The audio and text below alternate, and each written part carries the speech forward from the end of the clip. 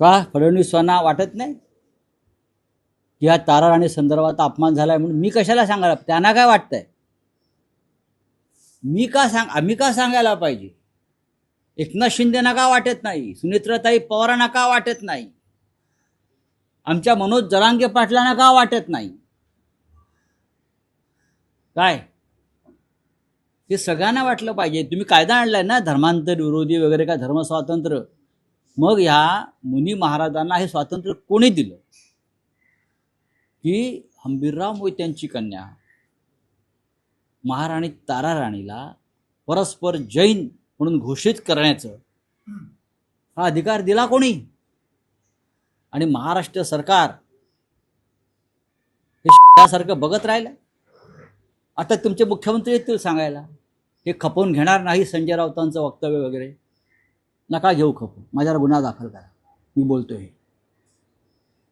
हा मराठी माणसाचा, महाराष्ट्राचा, मराठा साम्राज्याचा अपमान आहे.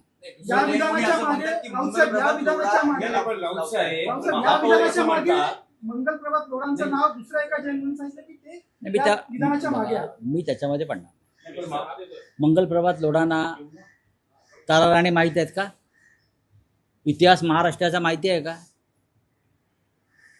तारा राणी या स्वराज्यासाठी लढल्या, लोढा टॉवर उभारण्यासाठी लढल्या नव्हत्या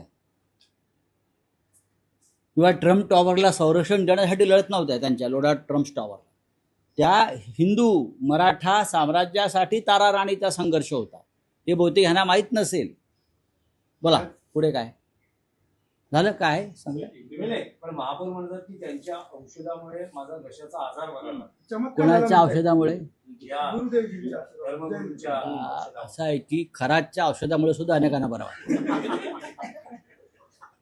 हा ज्याच्या त्याचा प्रश्न आहे, कोणाला कोणत्या औषधाने बरं वाटतं हा ज्याच्या त्याचा औषधाचा प्रश्न. साहेब खरात प्रकरणाचा उल्लेख केला, त्या गोट्याचा पाय खोला या अनुषंगानं केसरकर हे दिवसागणिक रोज अडचणीत येत आहेत. आता जी नवी पदाधिकाऱ्यांची यादी जबाबदाऱ्या निश्चित केल्या त्यातून केसरकरांना डावललेलं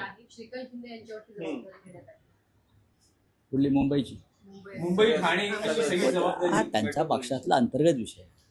नाही काय आहे की त्यांनी असं सांगितलं की मी एकटाच नव्हे तर 39 जण जात होते आमदार. हो त्यामुळे आणि त्यांच्या खिशाची यादी आहे माझ्या माहितीप्रमाणे, त्या 39 पैकी 33 लोक शिंदे गटाचे होते असं ते म्हणतात.